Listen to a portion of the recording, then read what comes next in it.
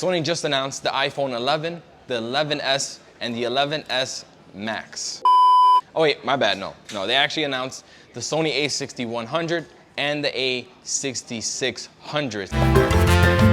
The A6600, I know what you're thinking. You wish it had 4K 60. I wish it did too, but I guess we're gonna have to wait for the A7S III. It does give you a better grip.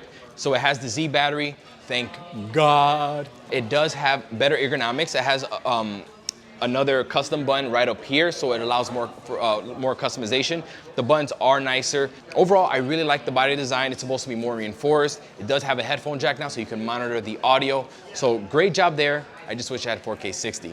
Now, at the end of the day, I think I'm more excited about the 16 255 2.8 lens. Why? Because when people ask me, Manny, what Sony camera should I buy? I usually tell them the Sony A7 III because of the lens selection. And you know, you want a camera that you can shoot an event with or a wedding with. There were no 2.8 zoom lenses for Sony. No one made one. They finally came out with one. It's light, it's beautiful, it looks really nice. And I'm gonna be testing it out in the next couple of days. I'm gonna get back to you guys on its performance and how it performs in the real world. But this lens now makes the APS-C cameras more usable for all kinds of things, all right?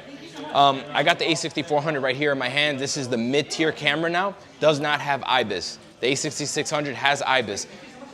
The A6500, I'm not a big fan of the IBIS on the 65, so I'm gonna be testing out the IBIS between the 66 and the 65 and see if it's improved.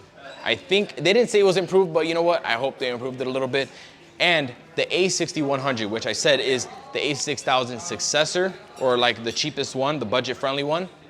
That one is $750. You're getting so much for that $750. I don't think nothing else can compete with it. You're getting the 4K 30. You're getting the 11 frames per second. You're getting the same autofocus as the 6400 and this camera. You're getting almost like all of the main features from these cameras. You're also getting, all three cameras have the flip screen. There's so much going on with the A6100. I'm gonna dive a little deeper into it in the next couple of days, but I just wanted to give you guys a quick first look at these cameras and my first thoughts. I think this camera is like almost a home run, like third base, and then he's about to get thrown out at the plate because it doesn't have the 4K 60. Let me know what you think down below. Wait, the full video will be coming out soon, all right? Peace.